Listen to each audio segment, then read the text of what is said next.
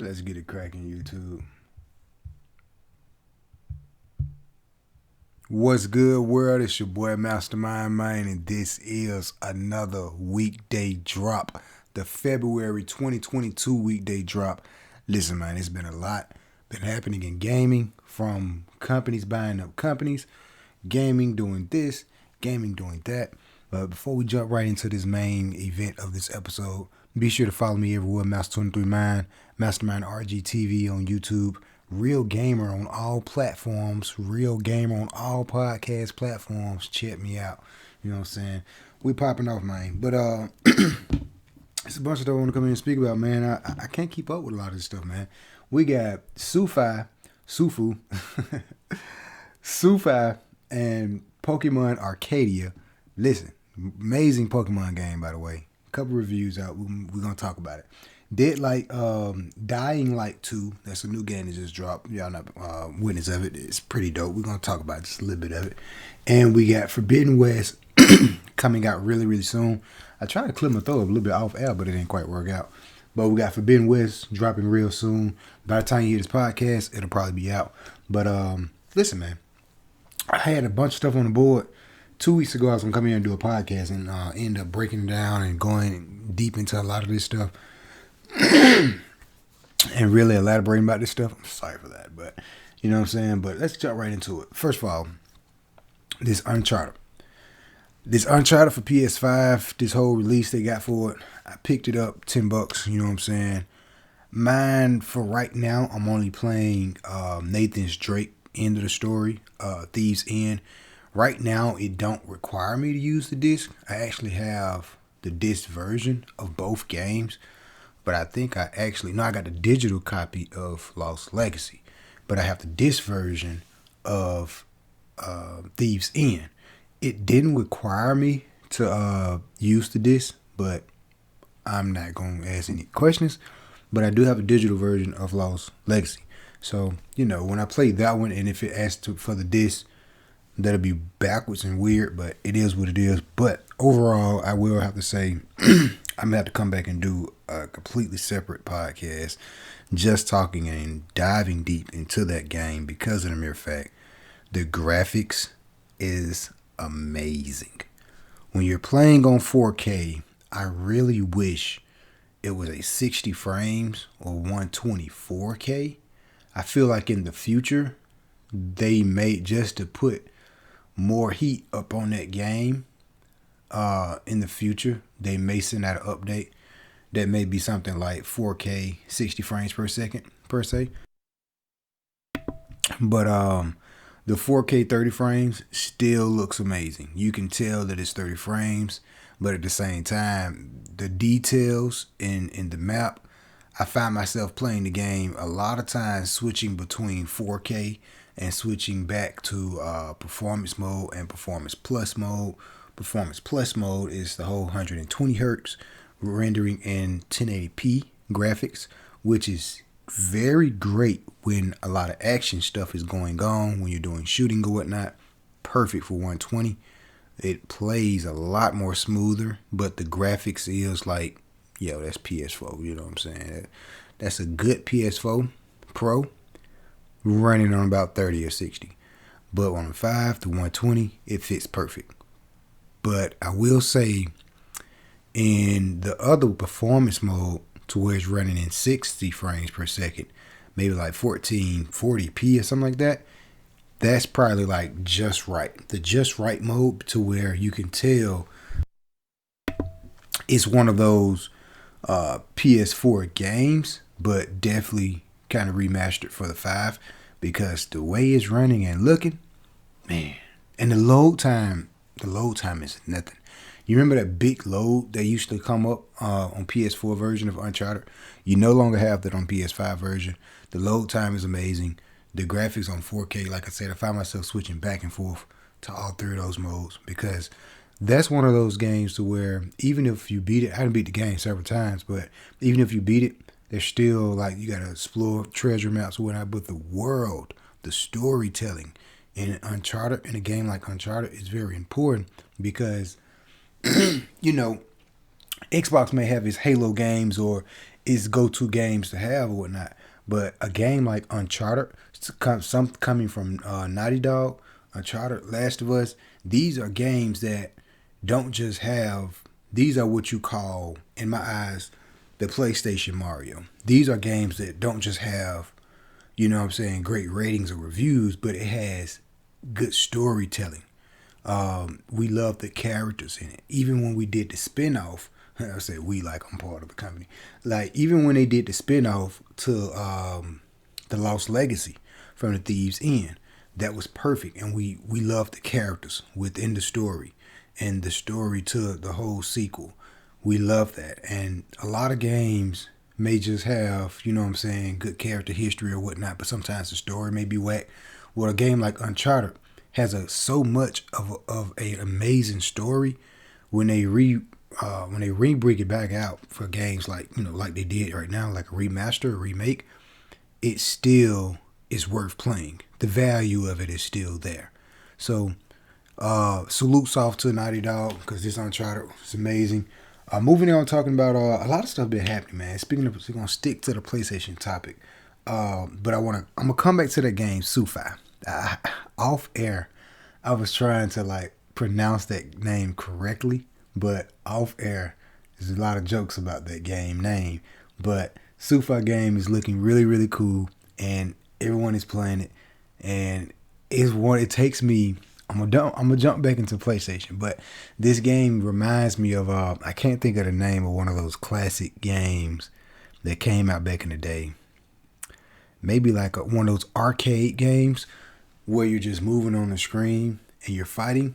That's what it reminds me of. And looking at it, I was looking at, shout out to the big bro, hip hop gamer. I was looking at him and a couple other people play it, and the thing is, I was like, yo. This is one of those classic games that we used to have back in the Sega days. You know what I'm saying? I can't think of the name of those old classic games. My homie Vic, no, he had one of those games to play like that. And the game looked gorgeous. The game looks pretty dope, you know what I'm saying? I'm not too much of a big fan of those type of games because I feel like games like that can get really repetitive, you know what I'm saying? But I wouldn't mind kind of dodging into it and giving it a shot. Because I like that, you know, the whole story fact thing to where you got to find out. You basically like an investigator. You got to find out who killed the dude's father and all that. And you're walking through, exploring these places, fighting these people and all that. That looks pretty cool. And the graphics, I'm really stunned by the graphics. So got to check that out. Maybe like a demo, trial, PlayStation, hook your boy up. Let's talk, you know what I'm saying? But Sufi, definitely really, really cool game. Sorry if I butchered that name or...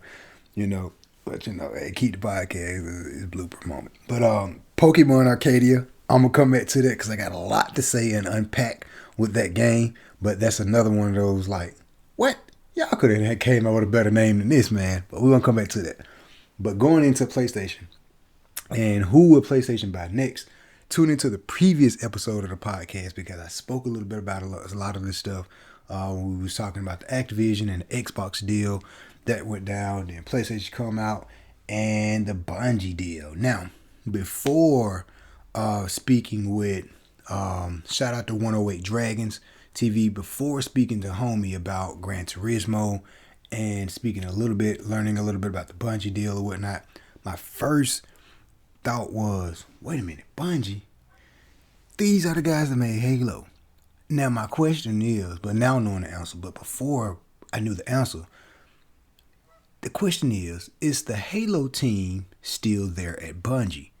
Well, before, I was like, yo, if the Halo team is still there at Bungie, some of the guys that made Halo is still there, maybe they can work on a new Killzone because PlayStation need some type of shooter game that's represented only for PlayStation. Now, PlayStation had one. What's that game? Silcom, that was one. They dropped the ball on it. They kind of just let it go. And Killzone was the other one. Killzone was supposed to have been the Halo killer back in the day, but Halo demolished Killzone, and we just never thought about Killzone again. So I'm thinking to myself, if the people that made Halo is still over there at Bungie, and now they're under the PlayStation umbrella. This is the perfect time to where we can get a really good kill zone. Maybe. But after learning that Halo team is not really there, and these guys are mostly going to be focusing on new Destiny type game, but who knows what may be in the future? Who knows what type of collabs you may run across with PlayStation?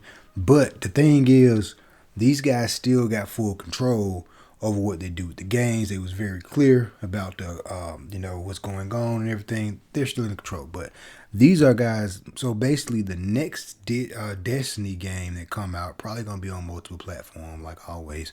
But guarantee you, PlayStation probably gonna get some exclusive content. So who knows what this deal is gonna come about. Shout out to Hip Hop Gamer. I'm gonna have to go back and look at a couple of his videos. He was talking about the PlayStation and the Bungie deal, whatever thing about it, and they may have a particular like graphic system that they may want to run with on the next Destiny game or whatever. They may have some new technology or whatnot. Now, if that's the case, that's gonna be pretty dope. But again, I'm gonna have to go back and look at the videos because, like I said, there's a lot been happening in gaming world, man, and companies buying companies and everything else. Now, the next question is, who would PlayStation buy next? That's between Square Enix, Capcom. EA was part of the question, or they was talking about buying up some people, but that's out of the question. Those are the three I think I spoke about on the show. But yeah, I can see them buying a Japanese company like Square Enix because they already got good relationships with Square Enix and Capcom. You know what I'm saying? So it's gonna definitely be between those two. It's gonna be between Square Enix and Capcom. And if they get them, that still wouldn't be like a stuck it to your Xbox type deal. But if Xbox purchase any one of those, that's gonna be a problem. The reason why I say that's gonna be a problem is the mere fact that Xbox don't have a strong relationship in Japan and with Square Enix or Capcom. But if they was to do that, that can be, hey, it's like a stronghold that PlayStation already hold. It's kind of like playing chess, you know what I'm saying? But if Xbox do that, if Xbox was to go out and buy one of these guys, that'd be good for Xbox. But if PlayStation do it, it's just strengthening the PlayStation relationship that they already got and just strengthening PlayStation as a whole already. Like the homie said, I feel like there's nothing PlayStation really need to do. Just continue to be great. Continue to innovate and continue to be great. Make great games. Just don't make us no poo-pah games. And give the players what they want. Continue to be great. It's no matter where you're gaming at, PC, Xbox, handheld, you're still gaming in greatness. Just, you know what I'm saying? So whatever's going to happen is good to see in the gaming community's competition. Xbox buying these guys, PlayStation buying these guys. I love to see it all. You see the logo. All these are different games.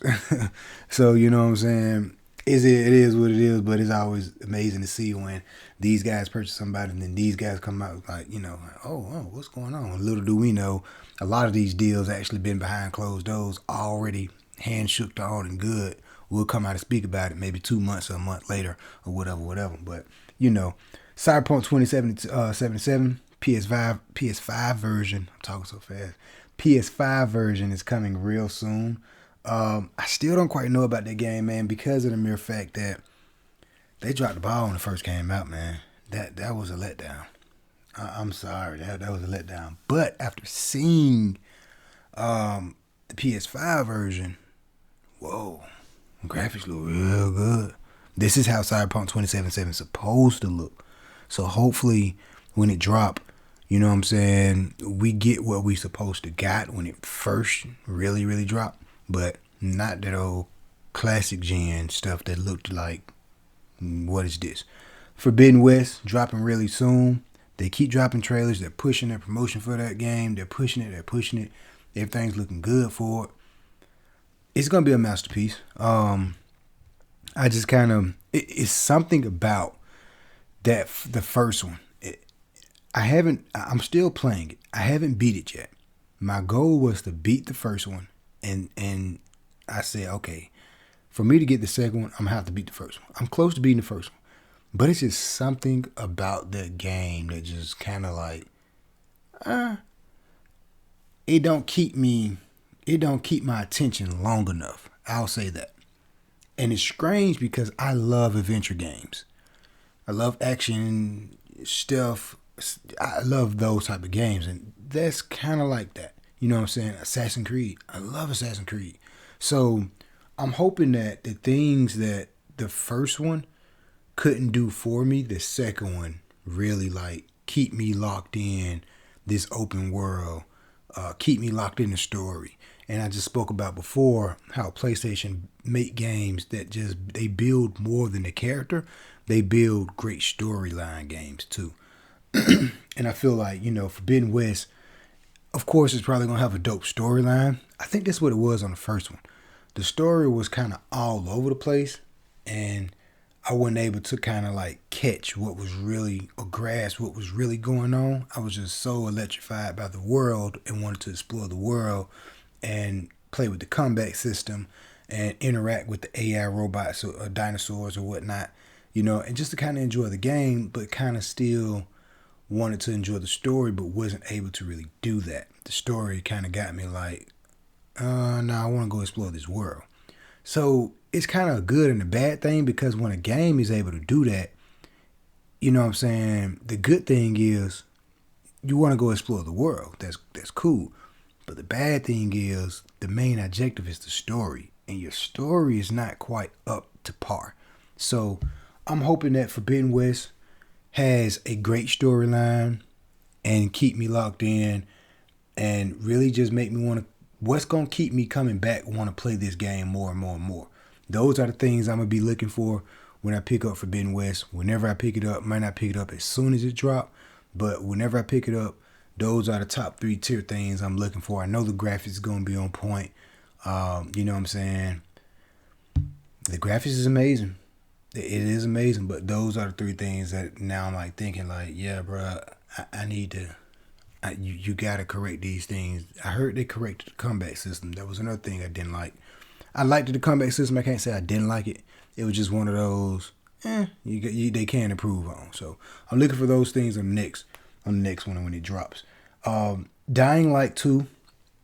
Let me talk to y'all about this game for a second.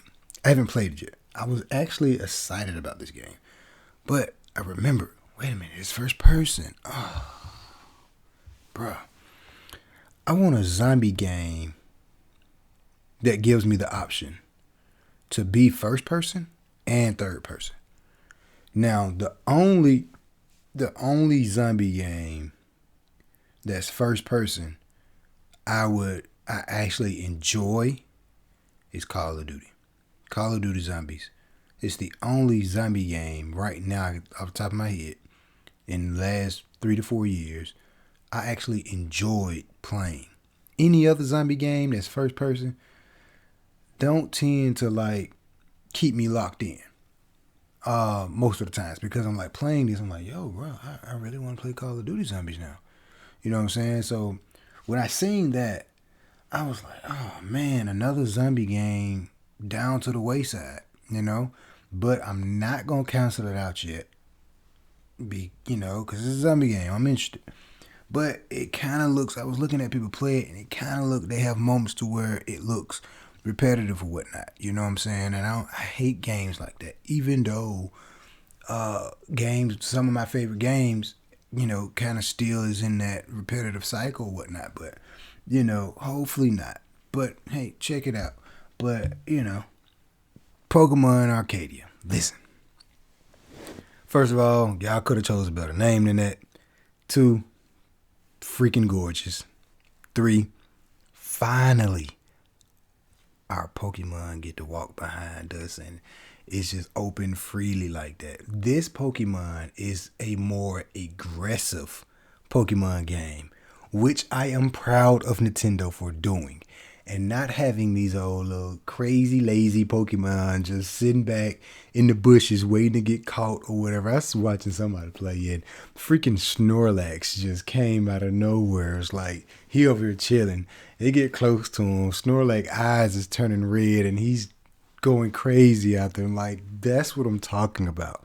We need aggressive Pokemon and like some really like show us the Pokemon are doing things, like interact with this world and everything. I'm very impressed with this Pokemon Arcadia, and I will have to say that may be one I have to pick up from Nintendo. I actually forgot about it. What's funny, I was working on one of my NFT projects. Shout out to Pokemon, because one of my NFT projects was the Pokemon card collection. I dropped the first one, my first Pokemon NFT card collection. Yes, it's out now. Oopsie. Go check it out. The day Pokemon Arcadia released, it's like, oh, I'm on point with it. I didn't even realize I was on point with it. But I say that to say I'm a big Pokemon fan, big card collector, and this Pokemon game was one of those games where it's like I forgot about it, because Sword and Shield, it had its ups and downs, still a great game. And when they showed this one, I was like, yeah, I can't wait till that come out. But you know how it is, man. When you're playing these next-gen games, you're playing PS5, graphics looking so good, beautiful storylines and everything. You're playing this Xbox, Halo just dropped. Who's thinking about Nintendo? And this Pokemon came out, and I'm like, oh, I forgot about that. That's what this Pokemon did, and this is gonna be one of those ones I may have to actually pick up, because they did a hell of a job with this one. I love the graphics. I'm pretty impressed with the graphics. Of course, I want better graphics, but this is the bar where Nintendo is right now. So we're just gonna stay with the bar where they are right now and not raise it any higher, because we know it's not getting there. But I'm a very optimistic, hopeful person. But this particular game, I'm very impressed. So if I was to say, my next PlayStation game, with the next upcoming games, which games would I go with? Nintendo, of course, this new Pokemon. But if I had a choice between Forbidden West, Sufi, and Pokemon Arcadia, man, it's actually a really tough choice. But hands down, because PlayStation 5, man, graphics, I'm a graphics guy, man. I'm a graphics guy. So I might have to go with Forbidden West over those two games. Second game I'll pick up, if I had to just narrow it down, choose two, I have to go with Pokemon. I will have to go with Pokemon. But the only thing is, I wouldn't be able to broadcast on Twitch. Be sure to follow me on Twitch, Master23Mind. Because I broadcast every other game I play. And not except for my Nintendo, because my OBS stuff is not hooked up anymore. So, yeah. But that's a great game. That's really all I got for y'all right now, man. I'm trying to keep my stuff in like a particular strategy or organized place. Things that I'm changing around the studio right now. We got another backdrop over here. Some new stuff we're going to be doing. A bunch of stuff we're going to be coming in here and cooking up. I'm a little late for February, but it's all cool. We will be coming back with another Uncharted dedicated podcast. I'll be coming back with a dedicated Uncharted, specifically talking about Uncharted for PS5, The Lost Legacy, and Thieves End, just particularly for that. And I'm going to come back in here with another weekday drop within the month of February, so y'all make sure y'all be tuned for that. We're going to be talking about a lot of stuff, because I may be back in here about the next couple of hours, because rumors that PlayStation is about to announce who they're going to acquire next real soon. And also, before I get out of here, my boy Mark from PlayStation, the lead architecture from PlayStation, from Sony, listen, he working with some more guys, man, for another game. They're working on a new game that's coming out. And he's basically, they quoted him, follow me on Twitter, Mouse239. They quoted him, they was like, he was saying that, the next game they're going to be working on, I can't remember the game division who they're working with, but the next game they'll be working on, they're looking to push PlayStation to the limit with its graphics and everything. I can believe him, because, hey, he's the freaking lead architecture of PlayStation, so when he says, and I think he linked up with the guys at Ratchet and Clank and all that stuff. So, and a detailed game like Ratchet and Clank, man, let's go. I'm ready. I'm a graphics guy. So, anytime any one of these gaming studios or producers, anybody be like, yo, we got graphics, we got a graphical game. Oh, man, let's go. Oh, that was the other company, Konami. The old guys, Used to make Metal Gear Solid, but we all know Hideo Kojima is the mastermind behind Metal Gear Solid.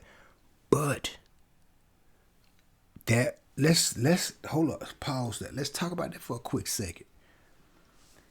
But if they do acquire Konami, the question is if they can link back up with Hideo Kojima, because he's already linked back up with them with Guerrilla Games and his studio.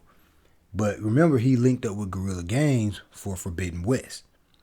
But if they can get him to squash the beef with Konami or whatever, and they acquire them, and they link back up, hey, we may have the birth of a Metal Gear Solid remake or a Metal Gear Solid remaster. I'm gonna have to go with a remake because it sounds better and it'll probably play better and look better. I just want another Metal Gear Solid, man, for PS5. I don't know about y'all, but Metal Gear Solid is one of my favorite games, and we need another Metal Gear Solid for PS5. If we can get that, that'd be great. But Capcom and Square Enix are the better two studios. I would probably have to go with Square Enix because of the Final Fantasy catalog, much more valuable than Konami catalog, because if you ain't got Metal Gear Solid, I don't really know what else they got. I can't, off the top of my head, I can't really think about it. Metal Gear Solid? Oh, there's not, here's them out. Square Enix, Final Fantasy all day. Capcom, Resident Evil all day. Like, you know these names off the top of your head. So if I had to go with the Resident Evil catalog versus the Final Fantasy catalog, I'm going to have to go with Square Enix Final Fantasy catalog. They go back longer. They're kind of like the Disney of the gaming world. The reason I say that is because of so many Final Fantasy characters. What Final Fantasy number is on now? What, like 16? Final Fantasy 16? What, 16, 17 now? So we're looking at least 20 years of just characters, different games, spin-off games, movies. You know what I'm saying? So Square Enix be where I would say PlayStation need to place their flag. That's my take on that. Hopefully so. Capcom wouldn't be a bad choice either, but that was the other studio.